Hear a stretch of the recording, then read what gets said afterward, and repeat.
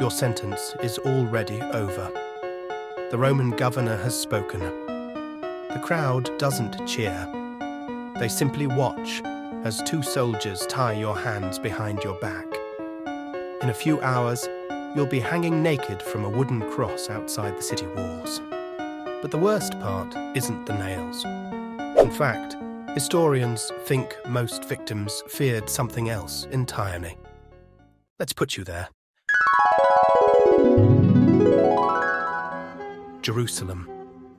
Around the 1st century AD, the prison door opens before sunrise. The soldiers don't rush. They've done this hundreds of times before, and to them, you're just another condemned man. You've already been awake most of the night. Sleep wasn't possible. Every sound outside your cell reminded you of what was coming.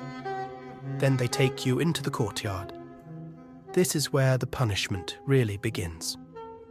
Before anyone touches a cross, Rome makes sure your body is already broken. A Roman soldier unwraps a whip unlike anything you've ever seen. It's called a flagrum. Several leather straps weighted with small pieces of lead and sharpened bone. The first strike steals your breath. The 10th tears through your skin. The 20th reaches muscle. Roman law didn't require a fixed number of lashes. The soldiers stopped whenever they believed you were close enough to death without actually dying. That balance mattered. A dead prisoner couldn't be crucified. Ancient writers described men collapsing before they ever reached the cross. Some never recovered from the beating alone. But you do. Barely. Blood runs down your legs as they force a heavy wooden beam onto your shoulders. Contrary to many paintings, historians think condemned prisoners usually carried only the horizontal crossbeam, not the entire cross. Even that could weigh around 30 to 50 kilograms. You stumble. Not because you're weak, because your back has become an open wound. Every step grinds rough wood into exposed flesh. The streets are already filling with people beginning their day. Merchants open their stalls. Children whisper. Some stare. Others refuse to look. This isn't just an execution. It's a public performance. Rome wants every person watching to imagine themselves in your place. Eventually, the city disappears behind you. The execution site lies just outside the walls, where everyone entering or leaving can see it. That's exactly where the Romans wanted it. Punishment hidden from view teaches no one. Punishment displayed teaches everyone. The soldiers throw the beam onto the ground. For a moment, there's silence. Then they order you onto it. Many people imagine the nails passing through the palms. The problem is simple. Human palms usually can't support the weight of an adult body. Archaeological evidence and modern medical analysis suggest the nails were more likely driven through the wrists, where bone could better hold the body's weight. One soldier grabs your arm. Another positions the iron spike. The hammer rises. The first blow echoes across the hill. Pain explodes through your entire arm. Not because the nail simply pierces flesh, because it crushes nerves but sends fire racing from your hand to your shoulder.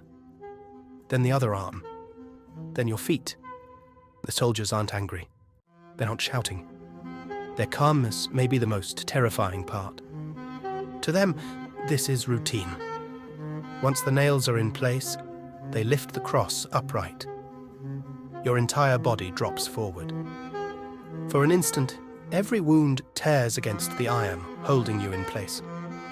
Then everything becomes strangely quiet. You realize something. Breathing has changed. Every breath now requires effort. Your arms pull upward. Your chest stretches open. To exhale, you have to push against the nail through your feet and pull with the wounds in your wrists. Every single breath hurts, and you'll repeat that movement thousands of times. This is why many historians believe crucifixion often killed through progressive suffocation rather than blood loss alone. As your muscles weaken, lifting yourself becomes harder. Carbon dioxide builds. Panic follows. Your body desperately wants air. You can still hear the people below. Some laugh, some pray, some simply continue walking to market. Life goes on while yours slowly stops.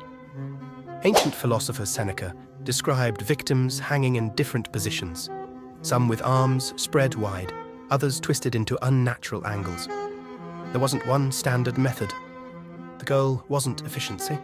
The goal was endurance. Hours pass, sometimes entire days. Sun burns your skin. Flies gather around open wounds. Thirst becomes unbearable. The scourging has already drained much of your blood. And now every breath dries your throat further. If rain comes, you're soaked. If it doesn't, the heat never leaves. And if night falls before you die, the cold replaces it. There is no comfort, only waiting. Rome reserved crucifixion for the people it wanted to erase from society.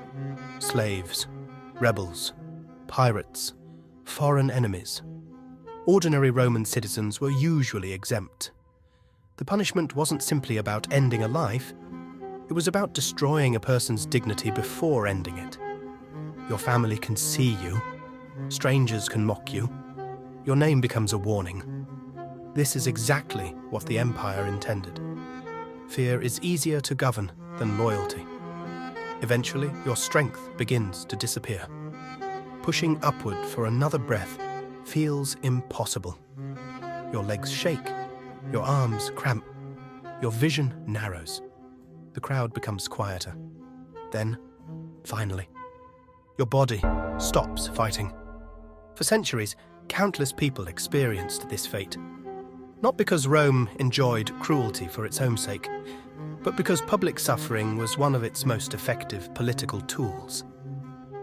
An empire stretching across 3 continents couldn't place soldiers on every street. It didn't have to. One cross beside a busy road could frighten thousands more effectively than an entire army. Yet history has a strange habit of changing overnight. In the 4th century AD, Emperor Constantine began dismantling the practice. According to ancient sources, his embrace of Christianity played a major role. The empire that had once turned the cross into a symbol of terror slowly abandoned crucifixion altogether.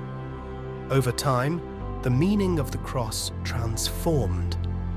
What had been one of humanity's most feared instruments of execution became, for millions of people, a symbol of faith, sacrifice, and hope. Today, most of us encounter crosses in churches, on necklaces, or in paintings. It's easy to forget what they originally represented. Not an abstract idea, not a decoration, but one of the slowest and most public deaths ever devised. Tonight, someone will fall asleep in a quiet hospital bed after routine surgery. Someone else will complain about standing in line for too long. Someone will scroll past images from 2,000 years ago without giving them a second thought. The people who looked up from beneath those Roman crosses would have considered all of that unimaginable. For them, justice often arrived with a whip. Mercy was rare, and survival depended on the decisions of an empire that believed fear was stronger than compassion. Perhaps the strangest part isn't that crucifixion existed. It's that humanity eventually decided it shouldn't. And that may be one of history's greatest achievements. Thanks for watching Beyond Shade. There's always another story waiting to be uncovered. If you don't want to miss it, subscribe. I'm Shade, and I'll see you in the next one.